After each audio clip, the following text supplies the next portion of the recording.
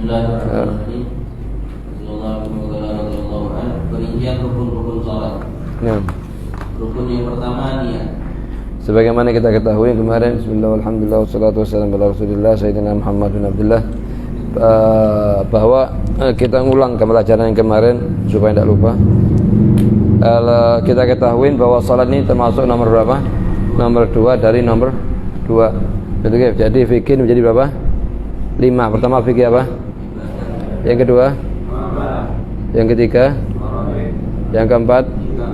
Yang kelima? Iya. Kalau kayak gini yang ngajar semangat. Kalau ditanyai pelajaran yang kemarin tidak lupa semuanya, muskilah. Jadi harus ada pulpen sama kertas atau kitab. Terus yang kedua, fikih ibadah ini dibagi menjadi berapa? Yang pertama taharah, yang kedua, yang ketiga, yang keempat, yang kelima. Oke. Ini yang kelima, Nah, pembahasan kita yang pernah seminggu yang lalu berarti pembahasannya di sini. Kitab taharah dibagi berapa? Kitab taharah 5. Yang pertama babul miyah, yang kedua wudu, yang ketiga usul, yang keempat, yang kelima iya, haid dan nifas. Yang telah kita bahas ini. Dan yang sekarang akan kita bahas di posisi mana? Posisi sini. Posisi kedua dari nomor 2. Yaitu kita shalah. Lah shalah ini kitab dia, bukan bab. Kitab bukan bab ya bentuknya. Lah ini ada berapa bahasan kemarin? Salat ada berapa bahasan? 6. Pertama ta'rifus shalah, pengertiannya salat. Yang kedua arkanus shalah. Yang ketiga syaratnya salat dibagi 2, syarat wajib sama syarat sah. Yang ketiga, yang keempat sunan shalah. Nah, sunan shalah dibagi berapa? 3. Sunan qabla tuhul wa sunan fi athna. Yang ketiga sunan ba'da faragh. Ya. Terus kemudian yang kelima makruhatus shalah. Makruhatus shalah dibagi berapa? 3. Makruhat dari segi pakaian, makruh dari segi tempat makan, makruh dari segi waktu. Itu gitu. Ini nanti akan perinciannya, cuma ini satu secara global. Ada ini berapa? Nomor 6 apa? Mubtilatus shalah. Yang ketujuh perihal yang berhubungan dengan salat. Nah, posisinya kita sekarang di mana? Di nomor 2 ini. Rukun-rukun salat. Lah, rukun-rukun salat kemarin kita ketahui sebagian ulama mengatakan rukun salat itu ada 13, sebagian ulama mengatakan 17. Oke. Apa bedanya?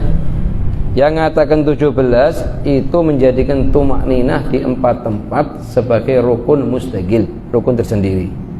Seperti misalnya ruku' wa tumakninah fi, wal i'tidal wa tumakninah fi, was sujud wa tumakninah fi, wal julud min sajdatain wa tumakninah fi.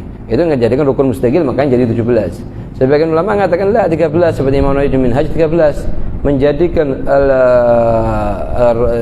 la tuma'nina pada 4 posisi tersebut termasuk dalam kategori syarat. Hay'ah tabi alil arkan. Misalnya syaratnya ruku harus tuma'nina.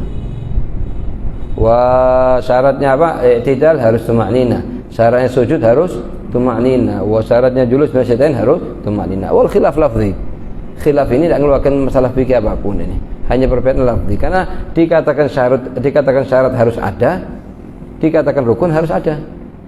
Ya, kita ketahui berarti bahwa rukun-rukunnya salat ada berapa? Ada 13. Lah 13 ini sama ulama dibagi menjadi berapa bagian? 4. Jadi dibagi menjadi 4 bagian. Yang pertama namakan rukun gauli, yang harus dilafadzkan seperti kemarin kita bacakan. Yang kedua namanya rukun fi'li. Yang ketiga namanya rukun galbi. Nah, keempat rukun ma'nawi. Jadi rukun apa? Ma'nawi. Galbi ini galbi niat, ma'nawi tertib. Al-gauli agwal seperti takbiratul ihram, baca Fatihah, shalah 'alan nabi wa tasyahhud wassalam. Jadi wal fi'li seperti gerakan ruku', qiyam sampai akhir. Oke. Ini yang kita bahas kemarin, ya. Terus Rukun yang pertama niat. Tempat niat yaitu di dalam hati. itu gitu. Rukun yang pertama dari rukun-rukunnya salat kan ada 13. Rukun yang pertama adalah niat. Rukunnya salat ada berapa? 13. Niat. Dan niat di mana posisinya kita bahas? Pertama dari segi tempat. Tempatnya niat di mana? Di hati. Cuman sunnah dilafadzkan. Jadi gitu, sunnah untuk dilafadzkan di lisan sebelum kita nyebutkan takbir. Kenapa kok disunnahkan? Karena dua sebab. Sebab yang pertama, liyusa'id lisanul qalb 'inda talaffuz bin niyyah. Untuk membantu lisannya hati waktu kita istihdar Allah usolli fardhu dhuhri, tatkala lisan kita mengucapkan usolli fardhu subhi misalnya kalau kita sebelum kita takbir ini kita mengucapkan usolli fardhu subhi rak'ataini mustaqbilal qiblah adzan ma'mum, kemudian waktu kita lisannya kita mengucapkan Allah untuk menghadirkan lebih mudah daripada kita ada istihdar sebelumnya. Ini faedah yang pertama. Kenapa disunahkan? Faedah yang pertama apa? Untuk membantu lisannya hati tatkala lisan kita mengucapkan Allahu Akbar untuk mudah, mengingatkan lebih mudah. Yang kedua, khurujan min khilaf man qala biwujubi dzalik. Jadi ada sebagian ulama mewajibkan talaffuz biniyah. Jadi khuruj min khilaf, supaya kita keluar dari pendapat ulama yang mengatakan talaffuz biniyah qabla takbir wajib. Asal sih dapat khuruj min khilaf. Ini sebagai usahakan bagaimana salatnya yang sah menurut pendapat seluruh ulama. Seperti yang bilang. Itu yang pertama. Tempatnya apa? Niat. Tempatnya niat kita ketahui di mana? Yang wajib itu hati. Lah kalau misalnya terjadi perbedaan antara hati sama lisan, yang terhitung yang mana? Yang hati. Misalnya hati kita mengucapkan salat subuh, sedangkan posisi memang salat subuh. Tapi lisannya kita mengucapkan zuhur, tidak masalah. Misalnya usolli fardhu dhuhri 4 rakaat, kemudian Allah di hatinya dia usolli fardhu subhi, tidak masalah. Karena yang terhitung adalah yang di ukuran yang wajib hati, tempatnya niat di hati. Ini hanya sunnah. Ini hanya sunnah, tapi meninggalkan sunnah dia. Ini meninggalkan apa? Sunnah. Iya dia mengatakan. Dan sunnah untuk dilafadzkan supaya lisan dapat membantu hati tatkala berniat. Itu hikmah yang pertama. Hikmah yang kedua, li'ajil khuruj min khilaf man qala bi wujubi dzalika kama Saifatul Mu'in. Saifatul Mu'in mengatakan apa? Biwujubi talaffuz. Sebagian ulama yang lain mengatakan enggak. Jadi ala kulli hal khuruj min khilaf matlub. Ayo. Dan agar dapat mengamalkan pendapat ulama yang mengatakan bahwa hukum melafadzkannya adalah wajib. Sebagian ulama mengatakan wajib. Jadi kalau sebagaimana kita ketahui, lafaz yang ini kan di tempatnya niat nih. Tempatnya niat kita tahu, enggak ukuran yang lafaz yang wajib. Dari niat itu sendiri. Sebagaimana kita bahas kemarin, kita punya namanya 4 lafaz wajib, 4 lafaz sunnah. Misalnya kita salat subuh tadi, 4 lafaz yang wajib apa? Usolli fardhu subhi ma'muman. Ini 4 wajib ini. 4 sunnah. Betul kan? Rak'ataini mustaqbilal qiblah adaan lillahi ta'ala. Nah, kalau misalnya kita tadi subuh niatnya kita pakai 8 ini, ya salatnya kita sah menurut seluruh ulama mazhab. Kalau kita hanya mau pakai yang wajib, tidak masalah. Soalnya kita mendapat yang mu'tamad Syafi'i sah. Tapi sebagian ulama lain mengatakan tidak sah. Gitu kan? Lah semacam ini ente apalkan, ajarkan ke istri sama anak. Supaya apa? Supaya ada perubahan di mereka. Takutnya mereka dari kebiasaan dengar ada kalimat-kalimat misalnya kurang yang nomor 3. Gitu kan? Usolli subha misalnya. Kalimat fardhu wajib. Gitu kan? Akan datang perinciannya ini. Hanya kita secara global akan datang perinciannya ini. Cuma kalau kita sudah sampaikan 8 ini, maka salat kita sah menurut seluruh ulama. Sama kalau kita wudu, seperti yang kita ketahui kemarin. Ini kalau kita wudu, ukuran yang wajib berapa? 2. Ukuran yang wajib nawaitu al-wudu, sudah selesai 2 ini sudah. Cuman yang sunnah 4. Jadi totalnya berapa? 6. Nawaitu fardhu al-wudu'i li raf'il hadathi al-asghari lillahi ta'ala. Kalau waktu kita nuang air di wudunya kita nih dengan istihdar 6 lafaz tadi itu, maka wudunya kita sah menurut seluruh ulama mazhab. Waktu kita salat pakai 8 ini, maka sah menurut seluruh ulama mazhab. Ini membab usaha bagaimana salat kita semakin hari semakin lebih sempurna. Oke, supaya nyampe ke salatul muqarrabin. Ayo. Waktu berniat. Waktu berniat yaitu sewaktu takbir bersamaan. Nah itu. Jadi ini kita namanya punya mugoronah hakiki, mugoronah urfi. Jadi sekarang waktunya berniat itu dari mana? Kita punya begini.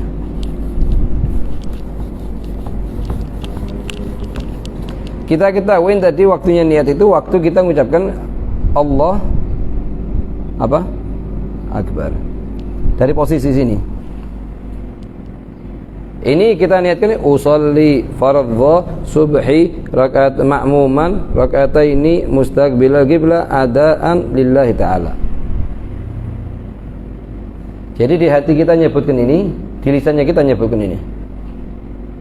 Kalau kita nyebutkan dulu misalnya baru kita takbir, enggak sah salatnya kita.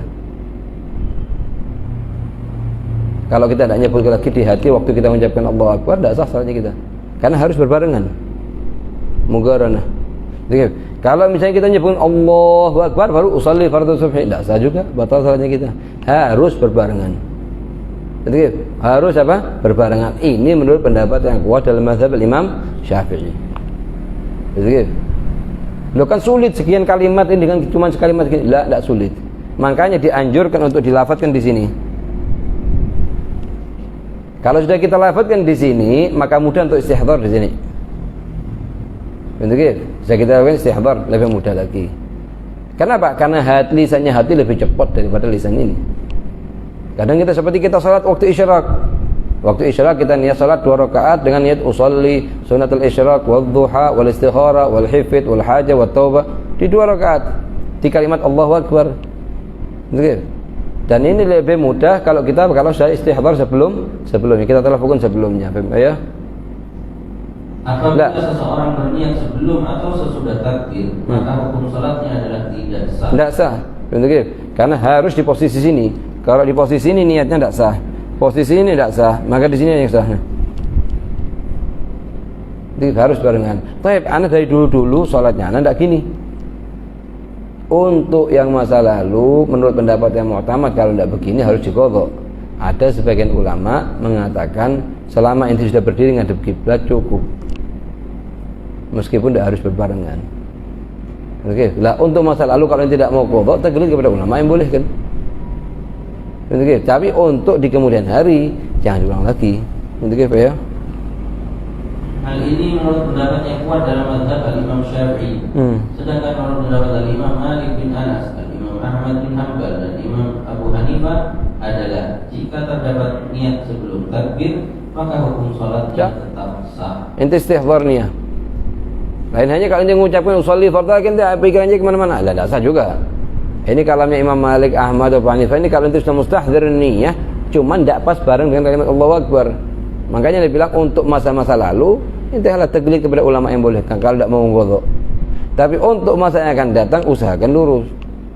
Itu sesuai dengan apa yang dikatakan oleh Imam Syafi'i. Ayo.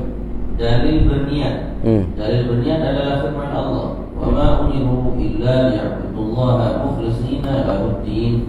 Artinya apa? Padahal mereka tidak diperintahkan kecuali supaya menyembah Allah dengan memurnikan ketaatan kepadanya dalam menjalankan agama yang lurus. Al-Imam Mawardi menjelaskan yang dimaksud dengan kalimat mukhlisin adalah niat. Rasulullah bersabda, "Innamal a'malu binniyat." Innamal a'malu binniyat. Begitu, tidak sah amalan. Ada sebagian ulama mengatakan di sebagian posisi bab taharah mengatakan innama sihhatul a'mal. Bahwa mu'tamad Imam Syafi'i. Sebagian ulama yang lain mengatakan innama kamalul a'mal. Begitu, Pak ya. Artinya sesungguhnya semua perbuatan itu tergantung pada niatnya. Dan setiap orang akan mendapatkan apa yang dia niatkan. Tingkatan niat. Nah, jadi sekarang kita ketahui harus kan berbarengan. Lah di berbarengan, masalah berbarengan ini nanti akan ada masalah namanya muqaranah hakiki sama muqaranah urfi. Kalau muqaranah hakiki itu artinya dari usolli sampai lillahi ta'ala ini berbarengan dengan kalimat Allahu Akbar. Ini muqaranah hakiki. Ya. Kalau muqaranah urfi, yang penting usolli fardhu subhi semuanya kalimat ini ada di sebelah sini atau sebelah sini atau sebelah sini atau sebelah sini, yang penting ada di daerah sini. Cukup. meskipun di awalnya Allah atau di akhirnya takbir atau di antara keduanya. Yang penting ada di keduanya. Lah, pendapat yang mu'tamad mazhab apa? Yang pendapat yang mu'tamad mazhab adalah muqaranah hakiki, cuman dikategorikan sulit. Bahkan ada gulgawi, pendapat yang kuat dalam mazhab Imam Syafi'i dikatakan yang wajib adalah hanya muqaranah urfi. Itu yang pertama, masalah pertama. Masalah kedua, mereka mengatakan istihdhar hakiki, istihdhar urfi. Di waktu kita mengucapkan Allahu Akbar. Apa istihdhar hakiki, apa istihdhar urfi? Istihdhar hakiki itu ente timbulkan di hatinya ente waktu lisannya ente mengucapkan Allahu Akbar, di sisi yang lain hati mengucapkan usolli fardhu bahwa di salat ini nanti rakaat pertama ada qiyam, ruku, sujud sampai akhir. Rakaat kedua begitu juga, rakaat ketiga begitu juga, rakaat keempat begitu juga. Dan ini nyatakan sulit bagi apalagi orang awam. Kita awamnya awam katanya Habib dan apa indah apa? Istihdhar urfi. Istihdhar urfi ini kita istihdhar di hati kita bahwa salat ini istilahnya berupa amalan qiyam, ruku, i'tidal tanpa kita perinci per rakaatnya apa isinya. Itu namanya istihdhar urfi. Jadi yang kita ambil untuk levelnya ke orang awam seperti kita, yakni istihdhar muqaranah urfi sama istihdhar urfi. Dan begitu, muqaranah urfi sama istihdhar urfi. Jadi kita punya 4 poin. Poin yang pertama melafadzkan lisan dengan ucapan Allahu Akbar. Yang kedua namanya apa? Niat dalam hati. Yang ketiga namanya apa? Istihdhar hakiki atau istihdhar urfi. Yang keempat namanya muqaranah hakiki sama muqaranah urfi. Begitu ya. Semua ini waktu kita mengucapkan Allahu Akbar. Begitu ya. Niat dalam sholat terdapat 3 tingkatan sebagai berikut. Nah, tergantung sholatnya. Jadi sebagaimana kita ketahui, coba perhatikan.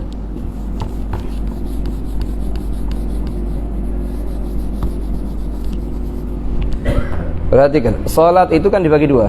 Dibagi berapa? 2. Fardu sama sunnah. Yang fardu dibagi berapa? 2. Fardu kifai sama fardu aini. Berarti yang sunnah dibagi menjadi 3. Namanya dzatu waqtin, sunnah dzatu sabab, yang ketiga sunnah nafil mutlak. Nafil apa? Mutlak. La dzatu sabab dibagi berapa? 3 kan? Sabab mutakaddim, yang kedua sabab muqarin, yang ketiga sabab mutaakhir. Oke. Jadi intinya kita punya namanya fardu, kita punya namanya sunnah, kita punya nafil mutlak. Lah kalau sudah fardu ini, ukuran yang wajib kita niatkan adalah 3. Usolli fardhu subhi misalnya. Al-qasd wa ta'yin wal fardhiyah. Al-qasd wa ta'yin wal fardhiyah. Kalau apa? Fard. Tapi kalau sudah sunnah dzatu waqtin, sunnah dzatu waqtin, itu kif. Sunnah dzatu waqtin sama sunnah dzatu sabab. Yang diminta dari kita 2. Al-qasd wa ta'yin. Berapa? Al-qasd sama ta'yin. Kalau nafil mutlak, al-qasd bas 1. Jadi kita punya angka 3, 2, 1. 3 di salat fardu, 2 di salat sunnah dzatu waqtin sama dzatu sabab, yang ketiga nafil mutlak. Bentuknya nafil mutlak cukup apa? Qasd. Bentuknya di sini perhatikan supaya ente paham.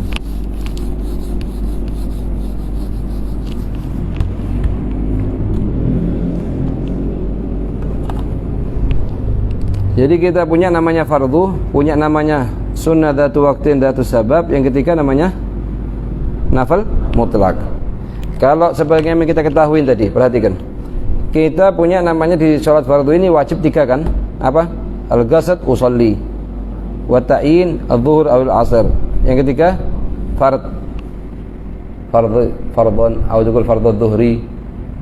3 perkara, 1, 2, 3. Kalau sudah ini dzatu sabab sama dzatu waqtin, yang wajib berapa? 2. Yang pertama al-qasd usolli, yang kedua ta'yin. Kalau nafil mutlak itu cuma 1 apa? Al-qasd. So perhatikan dulu. At-ta'yin itu dalam sholat sunnah, kan kalau sunnah datu sabab sama datu waktin harus ta'yin kan, harus tentukan jenis sholatnya apa. Lah ta'yin dalam sholat sunnah itu dibagi menjadi 3. Jadi menjadi berapa? 3. Yang pertama yahsulu bisyuhrah, dengan syuhrah. Artinya apa? Seperti duha, witir. Usalli ad-duha, usalli al-witra. Itu bisyuhrah. Yang kedua bil idhafah, usalli Idul Fitri. Kalau usalli Id, la cukup. Karena yahsul ta'yin bil idhafah. Begitu. Usalli Idul Fitri, Idul Adha, atau khusuf al-qamar, khusuf syams. Itu yahsul bil mad bit ta'yin. Yang ketiga bi dzikril qabliyah wal ba'diyah. Fil rawatib fil fariidhah allati laha qabliyah wal ba'diyah. Misalnya sekarang ini yang ketiga apa? Nyebutkan qabliyah sama ba'diyah. Yahsulu ta'yin bi dzikr qabliyah wal ba'diyah. Kapan? Karena salat farad itu, salat farad zuhur, maghrib, isya, subuh itu dari segi qabliyah sama ba'diyah dibagi menjadi 2. Ada kalanya punya qabliyah aja enggak punya ba'diyah. Ada kalanya punya qabliyah sama punya ba'diyah. Seperti subuh sama asar. Subuh sama asar punya qabliyah tapi tidak punya ba'diyah. Lainnya punya qabliyah sama punya ba'diyah. Lah, kalau sudah punya qabliyah sama punya ba'diyah masuk ke sini. Artinya apa? Artinya kalau kita mau sholat qabliyah zuhur harus kita katakan usolli qabliyata zuhri, usolli sunnah ba'diyata zuhri. Lain hanya kalau subuh, usolli sunnah subhi. Tidak usah qabliyah atau subhi, tidak apa-apa kalau nanti mau tambah. Karena subuh tidak punya ba'diyah. Makanya mayal tabis dengan ba'diyah. Lah, hal ini menurut pendapat yang mu'tamad menurut Imam Syafi'i, kalau sudah salat itu punya qabliyah sama ba'diyah, maka wajib disebutkan qabliyah atau ba'diyahnya. Meskipun katanya ulama Syafi'iyah, meskipun salatnya qabliyah itu sebelum fardhah. Misalnya Anda sekarang mau salat qabliyah zuhur sebelum salat zuhur, tetap Anda wajib mengucapkan qabliyah atau zuhri. Padahal tidak mungkin kecampur dengan ba'diyah. Karena belum masuk waktunya ba'diyah. Masuk waktunya ba'diyah kapan? Ba'dal fardhah. Ma'adzalik harus tetap. Apalagi kalau kita tunda qabliyahnya setelah ba'diyah, itu harus tetap. Ada sebagian ulama yang lain mengatakan kalau dia ini punya qabliyah dan ba'diyah dan akan mengerjakan qabliyah qablal fardhah, maka tidak wajib nyebutkan qabliyah. Lakin hanya pendapat. Tapi pendapat yang utama wajib zikir qabliyah sama ba'diyah. Jadi intinya apa? Intinya di salat sunnah dzatu waqtin atau salat sunnah dzatu sabab yang diwajibkan kita waktu kita niat 2 perkara. Pertama al-qasd usolli, yang kedua at-ta'yin. Ya, ta'yin artinya menentukan jenis salat yang akan kita salat. Oke. Lah ta'yin ini di salat sunnah dapat dengan cara 1 dari 3, bisyuhrah atau terkenal nyaman. Misalnya seperti witir orang ngerti. Ad-duha, kalimat duha sudah ngerti sudah orang semuanya. Yang kedua bil idhafah, Idul Fitri, Idul Adha, khusufus syams, khusuful qamar. Itu bil idhafah, yahsul ta'yin bidzalik. Yang ketiga bi dzikril qabliyah wal ba'diyah fil fardhah allati laha qabliyah wal ba'diyah. Lain hanya kalau fardhah tidak punya qabliyah, tidak punya ba'diyah seperti subuh sama al-asar, maka tidak wajib kita nyebutkan qabliyah. Cuma sunnah kita sebutkan. Kalaupun kita sunnah sebutkan sunnah. Betul. Ya. Jika sholat fardu seperti zuhur, maka wajib bermaksud mengerjakan sholat serta menentukan jenis sholat zuhur atau asar. Dan wajib pula menyebutkan kefarduannya. Nah, sekarang coba perhatikan sini. Kita keluar dari sini masuk ke sini sekarang. Keluar dari masalah sunnah masuk ke sholat fardhah. Jadi kalau sholatnya sholat farad kan wajib 3. Usolli fardhah subhi kan misalnya. Betul. Lah usolli sudah halas, tidak ada bedanya, tidak ada masalah dari sekali sini usolli. Bagian fardhah. Kalimat fard ini betul, menurut pendapat yang kuat dalam mazhab Imam Syafi'i wajib. Betul, menyebutkan fard meskipun yang akan sholat sobi atau balik. Betul. Ada pendapat kedua dalam mazhab Imam Syafi'i, kalau yang akan sholat itu orang balik maka tidak wajib mengucapkan fard karena aslan sholat subuh bagi dia fard. Ada sebagian ulama yang lain mengatakan kalau yang akan sholat itu anak kecil, maka tidak wajib mengucapkan fard, karena bukan fard bagi dia. Dengan dalil kalau dia meninggalkan tidak dosa. Yang ala kulli hal, pendapat yang mu'tamad itu mengucapkan fard itu adalah wajib, baik yang akan sholat balik atau belum balik. Nanti usolli fardha as-subhi. As-subhi itu ta'yin. Ya. Contoh ukuran wajib niat usolli fardhu dhuhri. Usolli fardhu dhuhri. Kalau ini kalau dapat makmuman, kalau lagi posisi makmuman maka wajib mengatakan makmuman atau jamaatan. Begitu. Apa artinya makmum? Makmuman itu rabtu salatihi bi salatul ghair. Gantungkan salatnya dia dengan salatnya orang lain. Artinya jamaah fi haqqil makmum. Adapun artinya jamaah fi haqqil imam, rabtu salatul ghair bi salatihi. Okay. Makanya kalau imam yang itu niat imamah atau tidak pengaruh. Imam niat imamah tidak masalah, dapat fadilah jamaah, ahsan. Tapi imam tidak niat jamaah, tidak niat imaman masalah, hukumnya gimana? Hukumnya sah salatnya imam, cuma dapat pahala munfarid. Jadi kita punya dua. Ini namanya, ada namanya imam, ada namanya makmum, ada namanya munfarid. 3. Lah kalau imam ini apakah wajib bagi dia niat imam apa enggak? Di 4 masalah wajib, selain 4 ini tidak wajib. Selain 4 tidak wajib. Apa 4? Al-jum'ah wal mu'adah wal mandhurah wal mutaqaddimah fil matar. Di 4 masalah ini wajib bagi imam untuk niat imamah. Di selain 4 tidak wajib. Cuman kalau tidak niat dia ini di selain 4 ini, maka tidak dapat pahala jamaah, seakan-akan sholat munfarid. Tapi sah sholatnya dia, karena sholatnya dia tidak bergantung dengan sholatnya orang lain. Oh, sholatnya orang lain bergantung dengan sholatnya dia. Jadi apa di 4 ini? Pertama al-jum'ah, yang kedua al-mu'adah, ketiga al-mandhurah, yang keempat al-mutaqaddimah fil matar. Al-jum'ah misalnya sholat Jumat, imam mau ngimamin sholat Jumat, wajib bagi dia untuk mengucapkan usolli fardhul jum'ah imaman. Kenapa? Karena sholat Jumat itu tidak sah dikerjakan secara munfarid. Gitu. Kalau ditanya sekarang, kita ditanya sholat Jumat itu boleh tidak dikerjakan secara munfarid apa tidak boleh? Hah? Boleh apa tidak? Hah? Ada perincian, tamam, bagus. Itu ya? Ya itu. Ahsan. Itu gitu. Ente boleh salah, tidak boleh salah. Gitu. Yang mana yang betul? Perinciannya, kalau untuk rakaat pertama wajib jamaah. Rakaat kedua tidak wajib. Misalnya setelah anak salat Jumat, setelah rakaat pertama bangun ke rakaat kedua, Allahu Akbar, anak mau keluar dari jamaah, mau teruskan sendiri, tidak masalah. Tapi di rakaat pertama tidak sah, anak keluar dari jamaah, karena disyaratkan jamaah tadi di rakaatul ula fakat bas. Rakaat kedua tidak wajib ini. Pada umumnya orang mau sholat 2 rakaat terus sampai akhir. Oke. Sekarang kalau misalnya kita kadang terlambat sholat Jumat masbuk di rakaat kedua, kita dapat imam di rakaat berapa? Kedua. Oke. Kemudian setelah imam salam kita tambah 1 rakaat dengan dasar Jumat, atau kita tambah 3 rakaat dengan dasar zuhur. Apa? Tambah 1 apa tambah 3? Karena sering terjadi. 3 1 salah 1. 3 salah 1.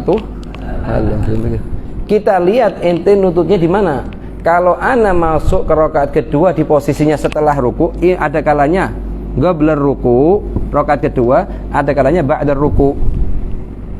Kalau ana dapetin imam sebelum ruku dan ana tetap sama dia sampai dia mengucapkan salam, maka tinggal ana nambah 1 rakaat. Tapi kalau ana dapatkan imam setelah ruku, sami Allahu liman hamidah, baru ana takbir makmuman. Nah, ana berarti harus nambah berapa? 4 rakaat. 4 rakaat bukan 3. Bukan berapa? Bukan 3. Habib Zain itu sering nanya, 1 apa 3? Jawabannya 2 apa 4. Kelihatan murid itu murojaah apa tidak kelihatan nanti. Kalau cuma main lempar omongan gitu gampang. Begitu. Di sini dikatakan apa? Kalau ba'dal apa? Ba'dal ruku, kita niatnya apa? Ya, kita tambah berapa? 4. Terus niatnya apa? Niatnya Jumat tetap. Tapi sholatnya zuhur. Nah, gitu. Lana salat. Kita bilang ada satu sholat yang kita niatnya satu niat, tapi kerjaannya yang lain. Seperti gini. Kita masuk masjid, imam sholat Jumat di rakaat kedua, terlambat sudah sami Allahu liman hamidah, baru kita masuk masjid. Misalnya ketiduran atau ta'ban dan lain-lain. Begitu. Nah, kita gimana posisinya? Ya kita wajib sholat sama dia.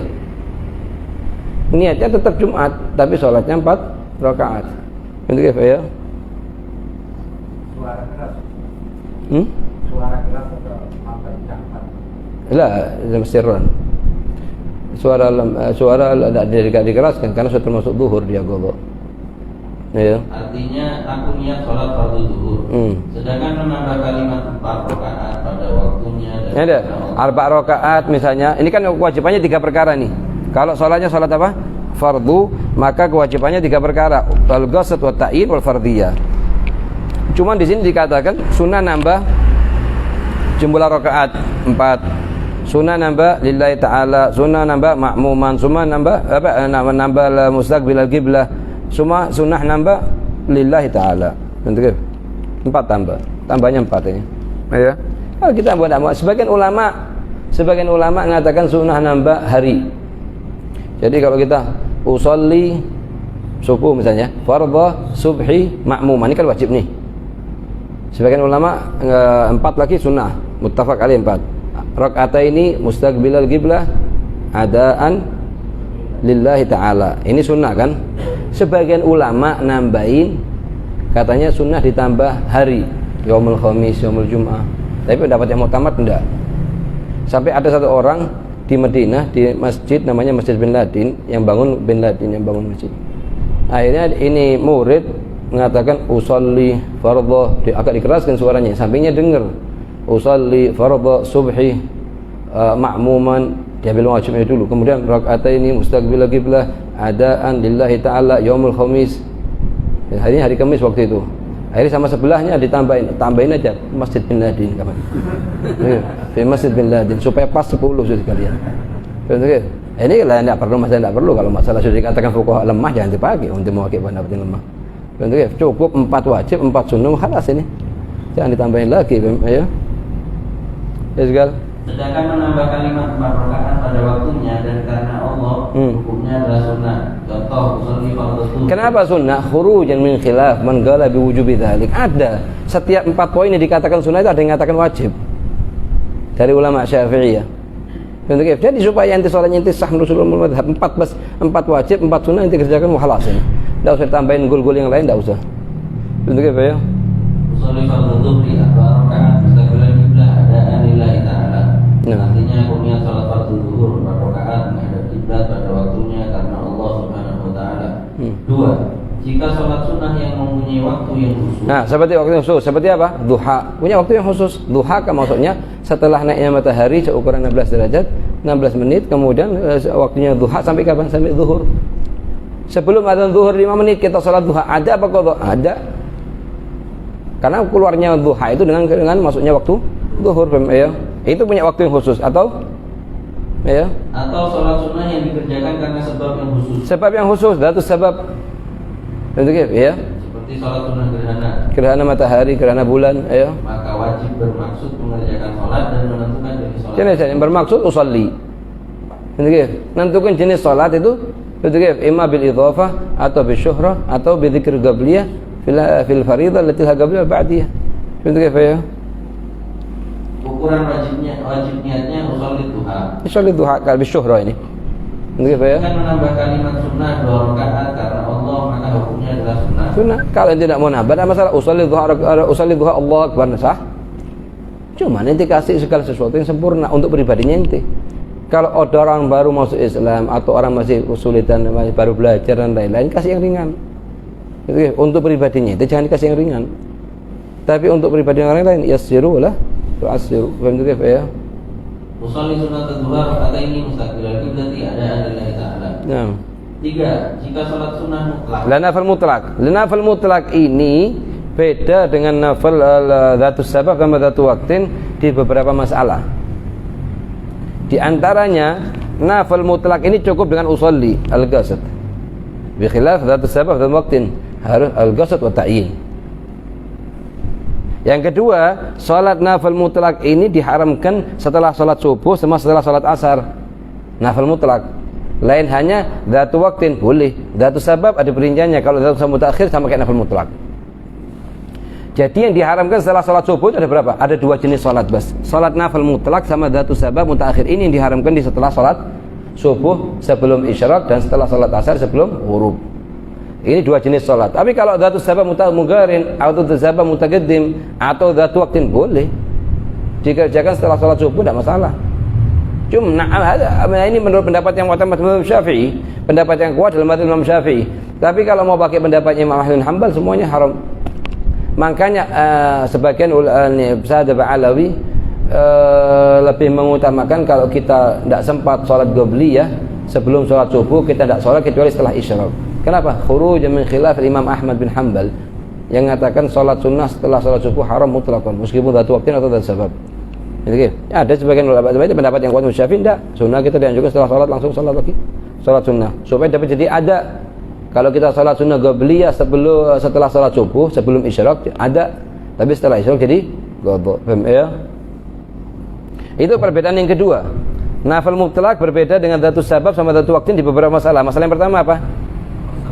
Al-qasd cukup kalau nafal mutlak cukup dengan qasd usolli. Tapi kalau dzatu waqtin sama dzatu sabab harus qasd wa ta'yin. Yang kedua, salat nafal mutlak diharamkan di setelah salat subuh sama setelah salat asar. Lain hanya kalau dzatu waqtin enggak atau dzatu sabab mutaqaddim sama mungkarin juga enggak. Yang ketiga, dzatul nafal mutlak ini boleh ditambah jumlah bilangan rakaatnya di pertengahan salat atau dikurangi. Lain hanya dzatu waqtin sama dzatu sabab enggak boleh.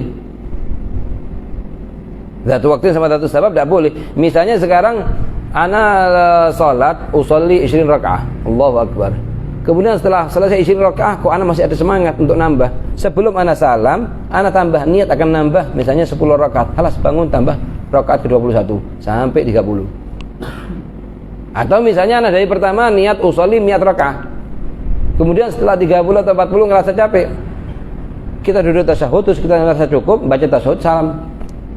Boleh dikurangi jumlah rakaatnya, boleh ditambah di tengah salat. Ini keutamaannya salat nafil mutlak.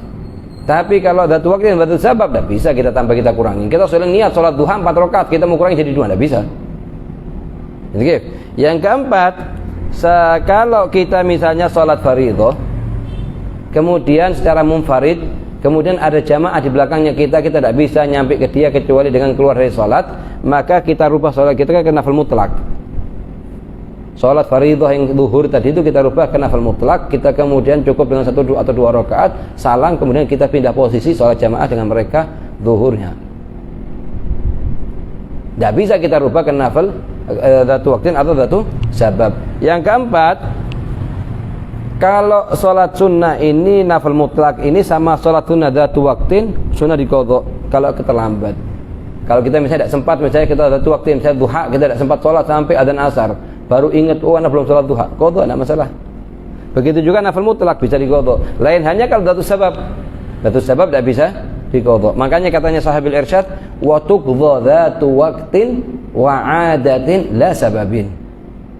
Wa tuqdha man sunnah diqadha. Dzatu waqtin salat sunnah dzatu punya waktu. Misalnya salat Id, kita tidak ketiduran misalnya, kemudian bangun setelah adzan zuhur misalnya. Habiskan waktu salat Idnya. Itu lah kita salat zuhur kita qadha. Karena salat Id dzatu waqtin. Lain hanya kalau kita salat gerhana matahari kita ketinggalan. Tidak sunnah diqadha karena dzatu sabab. Atau wa'adatin nafil mutlak. Kita punya wirid biasanya kalau setelah salat tarawih misalnya salat 40 atau 50 rakaat. Lah, waktu itu misalnya kita terlambat. Ada kerjaan dan lain-lain kita tidak sempat. Lah sunnah kita qadha. Makanya ini dikatakan waktu qadha dzatu waqtin wa 'adatin la sababin. Amma dzatu sabab maksud tidak sunnah qadha dan tidak boleh diqadha. Dzatu sabab tidak boleh diqadha. Ya. Jika salat sunnah mutlak mempunyai yaitu sholat sunnah yang tidak punya sebab yang khusus atau waktu yang khusus, maka wajib bermaksud mengerjakan sholat saja. Contohnya usolli. Ada sekitar 11 sholat, sebagian dzatu waktin, sebagian dzatu sabab. Dalam bab menjamak antara dua sholat, dia hukumnya hukum nafil mutlak. Oke, sekarang seperti kayak kita yang kerjakan setiap hari di sini. Setelah selesai darus, kita sholat apa? 2 rakaat dengan niatan berapa? 6 kan? Sholat isyraq, duha, hafid, hajah, istikharah, taubah. Lah, ini kita gabung-gabungin, ini boleh apa enggak? Sholat ini kita gabung-gabung terus kita jumlahi rakaatnya cuma 2 rakaat atau kita boleh apa tidak? Ini perlu perhatikan, ini pegangan kaidah. Kalau ente ngapalkan masalahnya tidak ada batasannya. Cuman ente kalau ente apalkan kaidahnya terbatas. Pegangan kaidah ini. Di 3 masalah boleh digabung sholat itu. Di 3 masalah tidak boleh digabung. Ana mau gabung sholat ini dengan sholat ini boleh tidak? Di 3 masalah boleh, di 3 masalah tidak boleh. Ini boleh, ini di sini tidak boleh. Kapan yang boleh? Boleh itu di 3 masalah. Pertama, antara fardu dengan nafil ghair maksud.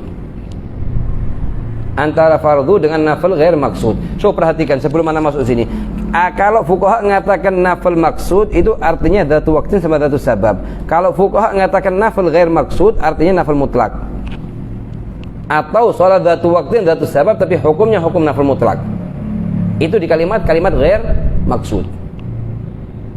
Gitu. Lah, di 3 masalah yang dikatakan boleh. Masalah yang pertama apa? Antara fardu dengan nafil ghair maksud. Ini boleh. Misalnya gimana? Ana wudu masuk masjid salat zuhur, usalli fardhu zuhri wa sunnatul wudu wa tahiyatul masjid. Lo fard ini zuhur fard wa tahiyatul masjid sama wudu ini nafil ghair maksud. Boleh digabung. Yang kedua ini nafil maksud dengan nafil ghair maksud. Nafil maksud misalnya duha, nafil maksud dia dzatu waktin. Perhatikan sini, Anda harus hafal sini supaya paham nyambung omongan sini, harus hafal ini. Jadi apa artinya maksud itu? Yaitu dzatu waktin sama dzatu sabab. Apa artinya ghair maksud? Artinya hukum nafil mutlak. Sebagian dzatu sabab, sebagian dzatu waktin hukumnya hukum nafil mutlak. Akan datang kita perinciannya. Yang kedua, antara nafil maksud dengan nafil ghair maksud. Misalnya anak sekarang datang dari rumah, punya wudu, masuk masjid, pas adzan zuhur, anak katakan usolli sunnah qabliyatul zuhri wa sunnatul wudu wa sunnat tahiyatul masjid wa sunnatul adzan. Karena baru adzan dengar 4 rakaat lillahi ta'ala. Sah. Kenapa? Karena qabliyatul zuhri termasuk nafil maksud. Sedangkan sunnatul wudu wa sunnatul adzan wa sunnatul tahiyatul masjid itu semua fi hukm nafil ghair maksud. Ini nafil mutlak fi hukm nafil maksud. Sebagian nafil itu sebab di hakikat. Oke. Cuman fi hukm nafil ghair maksud. Oke. Yaitu yang kedua. Yang ketiga antara nafil ghair maksud dengan nafil ghair maksud. Yang ketiga antara nafil ghair maksud seperti apa? Ana punya wudu masuk masjid, halas usalli sunnatul wudu wa tahiyatul masjid. Sunnatul wudu ghair maksud wa tahiyatul masjid ghair maksud. Boleh digabung. Itu yang berapa? Yang ketiga. Jadi boleh digabung berapa masalah? Yang pertama apa? Fardu dengan nafil ghair maksud. Yang kedua nafil maksud dengan nafil ghair maksud. Yang ketiga, ghair maksud dengan ghair maksud. Gitu. Tapi kalau misalnya antara duha sama witir boleh digabung enggak? Hah? Boleh digabung apa enggak? Hah? Kalau boleh kenapa? Kalau tidak boleh kenapa? Hah? Iya. Jadi mai tata. Tidak mungkin duha di siang hari, witir di malam hari. Ente bilang apa? Soalnya salah. Sesuatu yang mungkin ente baru dijawab kenapa sebabnya. Kalau sesuatu yang tidak mungkin jangan dijawab sebab kenapa. Jadi soalnya yang salah.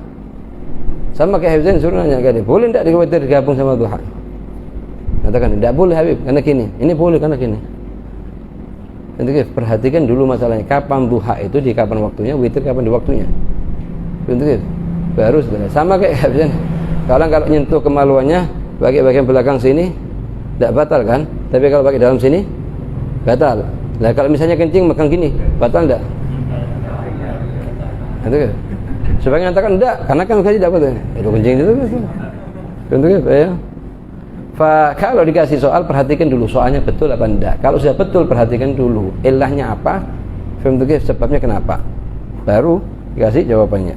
Ya. Terus yang kedua apa? Di tiga masalah enggak boleh. Masalah yang pertama antara fardu dengan fardu enggak boleh. Misalnya satu orang kemarin enggak sholat subuh, sekarang mau sholat subuh, usolli fardu subhi adaan wa qadhaan. Adaan untuk yang hari ini, qadhaan untuk yang kemarin. Itu tidak bisa. Yang kedua, antara fardu dengan nafil maksud. Misalnya apa? Usolli fardhu dhuhri wa qabliyat adh-dhuhri. Tidak bisa digabung. Dhuhri fard, qabliyat adh-dhuhri nafil maksud. Tidak boleh digabung. Yang ketiga, antara nafil maksud dengan nafil maksud. Misalnya usolli sunnah ba'diyatul isya wal witir. Ba'diyatul isya nafil maksud, wal witir nafil maksud. Ini tidak bisa digabung. Antara nafil maksud dengan nafil maksud tidak bisa digabung, kecuali ini satu nih, kecuali antara qobliyah sama ba'diyah menurut pendapatnya Imam Romli boleh digabung tapi tidak boleh dikurangi jumlah rakaatnya. Kaif artinya? Misalnya anda mau sholat 4 rakaat, maksudnya 2 rakaat qobliyah, 2 rakaat ba'diyah, boleh. Tapi kalau 2 rakaat qobliyah dan ba'diyah tidak bisa. Atau mau sholat 8 rakaat, 4-nya untuk qobliyah, 4-nya untuk ba'diyah, boleh. Oke. Tapi kalau 2 rakaat untuk semuanya atau 4 rakaat semuanya untuk 8 rakaat, tidak bisa. Oke. Jadi intinya apa? Tidak boleh digabung di berapa? 3. Yang pertama apa? Dengan fardu. Yang kedua? Nafil maksud. Yang ketiga? Apa arti nafil maksud? Datu waktin sama datu sabab. Apa arti nafil ghair maksud? Nafil mutlak atau sebagian dari datu sabab, datu waktin, cuman hukumnya hukum nafil mutlak fi babil jama' baina niyatayn baina salatain fa aktsar. Mansus alaih di sebagian kitab, di antaranya Al-Imam Al-Jardani di kitabnya Fathul Alam. Ketika juz 2 di bab niat shalah, paham ya? Sedangkan menambah kalimat sunnah 2 rakaat karena Allah, maka hukumnya adalah sunnah. Nah. Atau usolli sunnatan rakaatain mustaqbilal qiblah ada lillahi ta'ala. Nah. Faedah 1. Cara menentukan jenis sholat sunnah terbagi menjadi 3 bagian. Itu sudah kita baca. Dengan lafaz yang sering dipakai bimastuhi rabbih. Itu seperti kita kan di mana di sholat sunnah itu, di sholat sunnah cara ta'yin kan ada 3 barusan kan, dengan syuhra, yang kedua dengan idhofah, yang ketiga dengan dzikir qabliyah dan ba'diyah. Ayo. Dan diketahui oleh semua orang seperti duha, witir, tarawih. B. Dengan idhofah, penggabungan 2 lafaz seperti Idul Fitri, Idul Adha. Karena salat Idul Fitri misalnya usolli sunnatul Id rakaatain li ta'ala, enggak sah salatnya inti. Kenapa? Enggak inti ta'yin. Doa sudah katakan itu Id. Dan hari ini hari Idul Fitri, wa inkan harus inti idhofahkan kepada Al-Fitri. Kalau duha, Idul Adha, Idul Fitri, hakadha ya.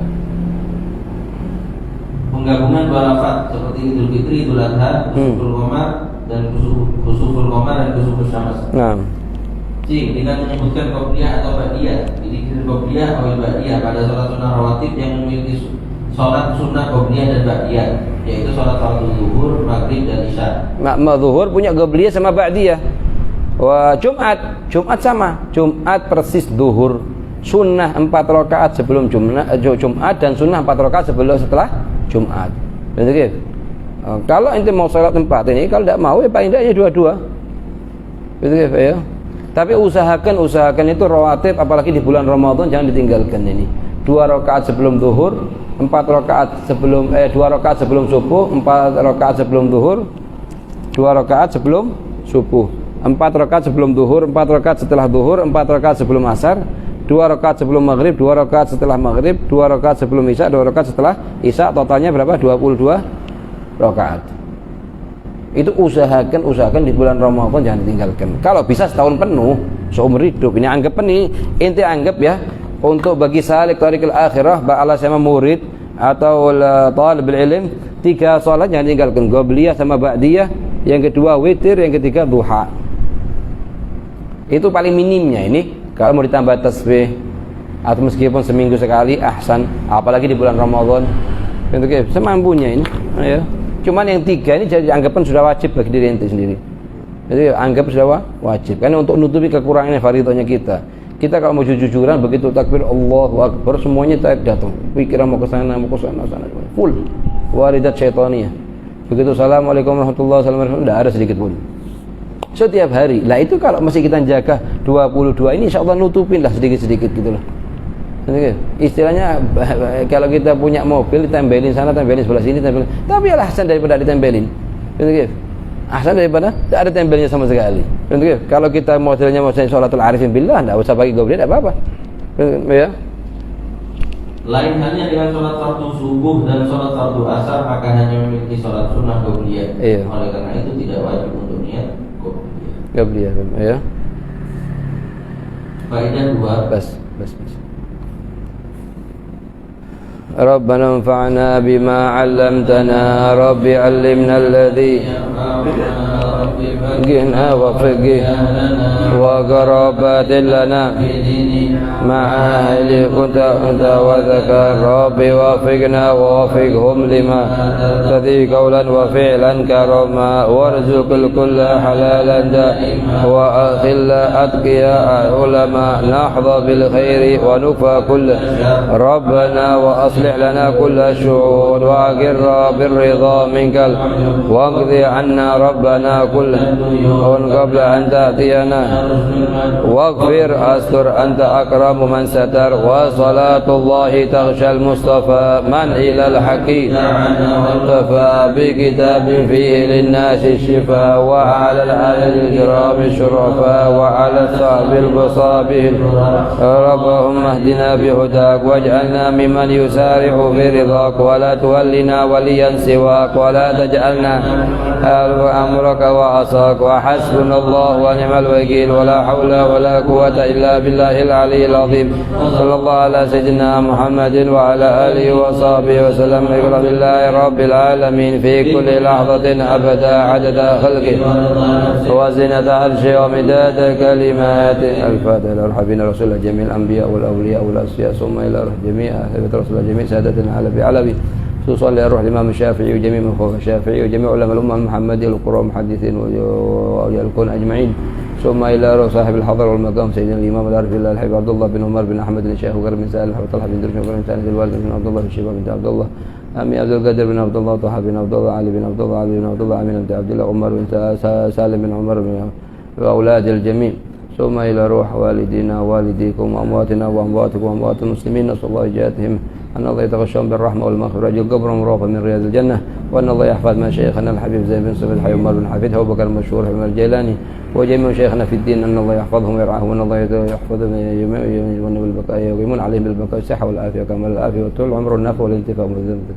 على هدينا وجعلنا وإياكم من العلماء العاملين ودعاة الناصحين وينفع بنا وبكم بأولادنا وأولادكم والعباد والبلاد وأن الله يجعلنا ما قرأنا حجة لنا لا حجة علينا على هدينا يكون صالحا جامعا شاملا لخيرات الآخرة على من وحي عبد الله بن عمر وإلى حضرة النبي